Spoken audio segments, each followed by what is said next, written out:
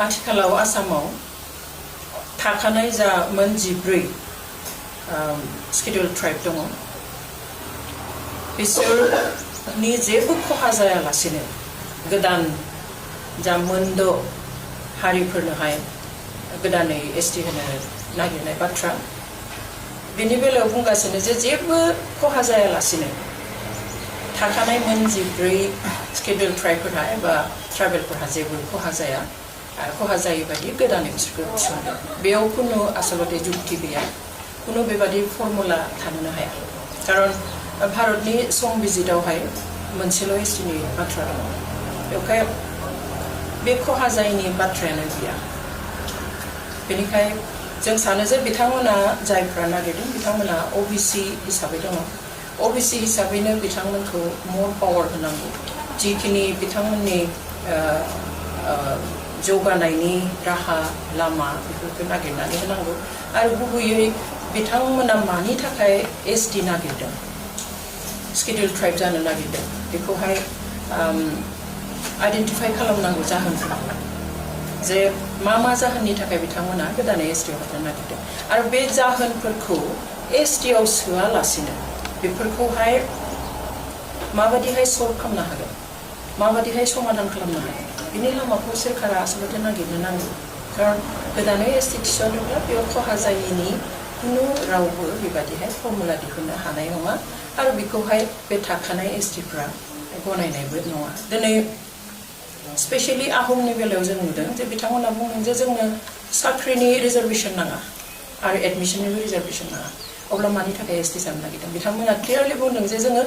आसामखौ बासायनो थाखाय थ' आसामखौ बासायनो थाखाय एसटि नङा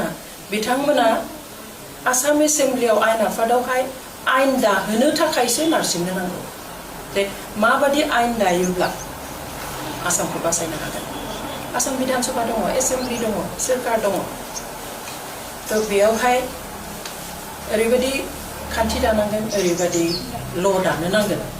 आरो बिनि गेजेरजोंनो मा खालामनो हागोन बिथांमोना जेखौ गिदों जे दिनै असमखौ बासायनो हाला गोदान ल' लाबो एसेम्ब्लियावहाय असमखौ बासायनो हागोन गोदान ल' लाबो आसामनि हारिमुखौ बासायनो हागोन गोदान ल' लाबो आसामनि रावखौ बासायनो हागोन गोदान ल' लाबो आसामनि हा हुफोरखौ बासायनो हागोन एसटि जानानै बेफोरखौ बासायनो हानायनि लामा गैया आरो जुदि बेखौनो हायोमोनब्ला दिनै जों मोन 14 एसटिफोर दंखायो अब्ला मानो हायाखै आरो बे मोनद' माहारिफ्रा एसटि जानानै बोरै आसामखौ बासायो बेवहाय जों नुनायाव बेयो जोंखौ नाख्रेबनायनिसो मोनसे साननाय बादि नुहुरो नाख्रेबनो थाखाय लानाय मोनसे थांखि बेवहाय बेखौ जुदि जाहोयोब्ला जों जोंनि इयुनखौ स्पेशली इयुन जोलैनि इयुनखौ जोङो खोमसि खालामना होनाय जागोन बेवहाय जोंनि जायफोर दैदेनगिरिफोर बिथांमोनाबो साननो नांगोन सोरखारा माबा मोनसे साननानै माबा मोनसे मावोब्ला बे आलादा खोथा रायजो सोरखार आरो सेन्ट्रेल सोरखारा खिन्थु जोंनि गावनि जाय राजखान्थियारि गोहोखौ जोङो थै जिउ होनानै मोनदों बे राजखान्थि गोहोआव थानाय जोंनि दैदेनगिरिफ्रा जाहाथे बेबायदि एनअसि होनानै बा गेजेर गेजेर खोथा बुंनानै जाहाथे जोंनि जा थाखानाय मोनखानाय जोंनि रैखाथिनि थाखाय जि जोंनो मोनसे दाहाल बादि होनानै दोनदों बे स्केड्युलखौ जाहाथे खोमानानै लाया दिनै आहमफ्रा बुंनाय बादि दस राजबंसिखौबो आं दाख्लै बुंनाय जे बिथांमोनाबो बुंदों जोंनो साख्रि आरो एडमिसननि बेलायाव जोंनो रिजार्भेसन नाङा जोंनो हानि मोन्थायनि थाखायसो एसटि गैया हानि मोन्थायनि थाखाय बिथांमोना एसटि गैया नाथाय दिनै जोंहानो दिनै एसेबां बोसोर जों आंथ' जोनोमनिफ्राय नांगौखौ एसटि होननानै मिथियो स्केड्युल ट्राइबनि सिङाव बर'फ्रा होननानै मिथियो अब्ला थेवब्लाबो जोंहा दिनै हानि जेबो रैखाथियानो गैया दिनै ट्राइबेल हिसाबै जोंहा ट्राइबेल बेल्ट एन्ड ब्लक दङ खिन्थु बे ट्राइबेल बेल्ट एन्ड ब्लकआव सारा आसामनि जितु ट्राइबेल बेल्ट एन्ड ब्लक दङ बिनि 5,25,000 बांसिन बिघा हाया दिनै बेदखल जानानै दङ नन ट्राइबेलफोरा हाबनानै दङ बा एसटि जानानै जों दिनै ट्राइबेल बेल्ट एन्ड ब्लकआव मा रैखाथि मोनो दिनै बिटिसिनि मोनबा डिस्ट्रिक्टआवहाय 10,000निख्रुइबो बांसिन माने बिघा 80,000 बिघानिख्रुइबो बारा हाखौ दिनै नन ट्राइबेलफोरा कब्जा खालामनानै दङ एबा बेदखल खालामनानै दङ दिनै हाइकर्टआव केस खालामबाय हाइकर्टआ अर्डार होबाय जे ट्राइबेल बेल्ट एन्ड ब्लकनि बे नन ट्राइबेलफोरा बेदखल खालामना थानायखौ एडिट खालामनांगौ होखारनो नांगौ नाथाय खालामाखिसै दिनै 2019 मायथाइनि 30 डिसेम्बराव मोनसे अर्डार होदोंमोन हाइकर्टआ डिसिफोरखौ दिनै बिटिसि सरकारखौ आसाम सरकारखौ जे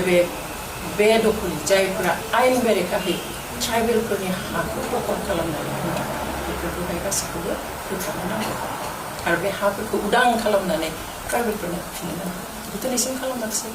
अब्ला बिथांमोना एसटि जानानैनो हानि रैखाथि मोनगोन होननानै बोरै सानदों बेनिखाय खोथाफ्रा एसेबां इजि नङा आरो सम बिजिताव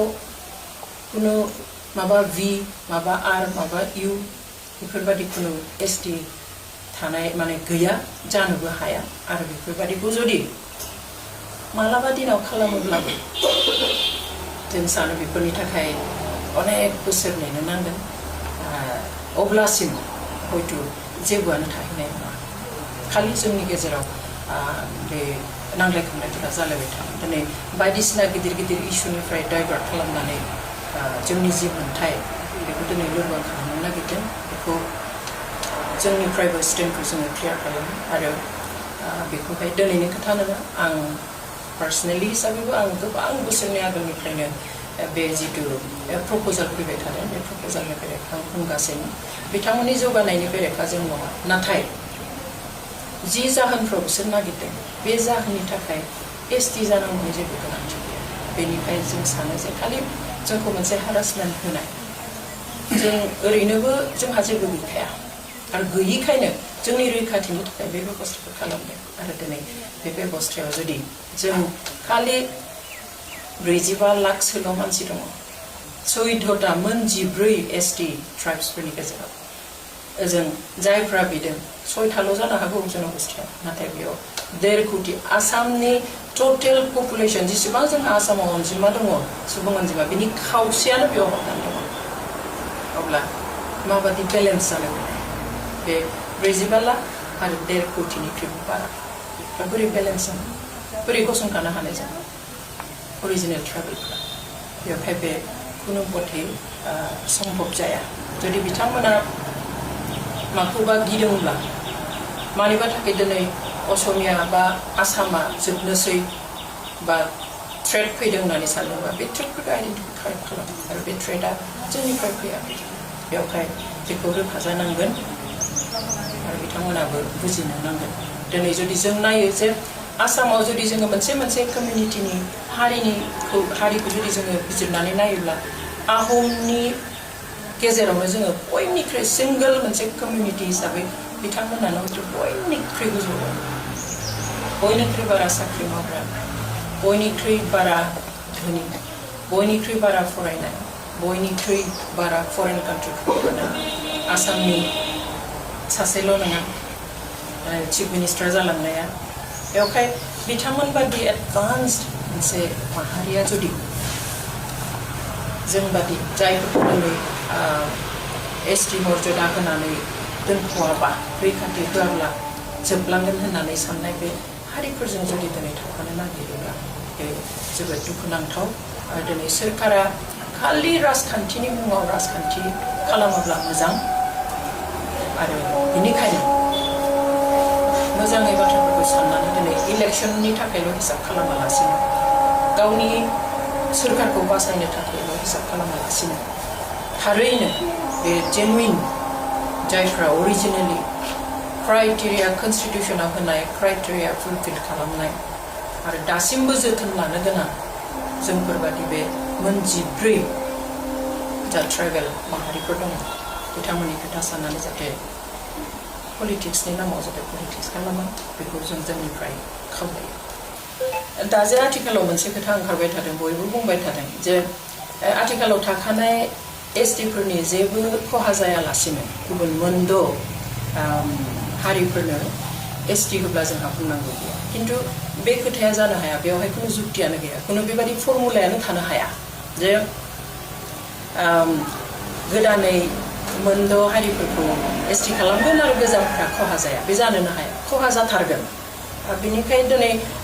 अनजिमाखौ नायब्लाबो जों नुयो जे जोंहा 14टा गाहाम जदिउ हारिफोर दङ बिनि अनजिमाया 45 लाखफोरल' आरो बिथिंजाय गोदानै अनजिमाया माने हारिनि अनजिमाया खम 6था किन्तु बिसोरहा 1.5 कोटि आसामनि गासै जेसेबां सुबुं अनजिमा दङ बेनि खावसेयानो बिसोर अब्ला माबायदि बेलेन्स जानो बे बेलेन्स जानोनो हाया आरो थाखानाय एसटीफोर माने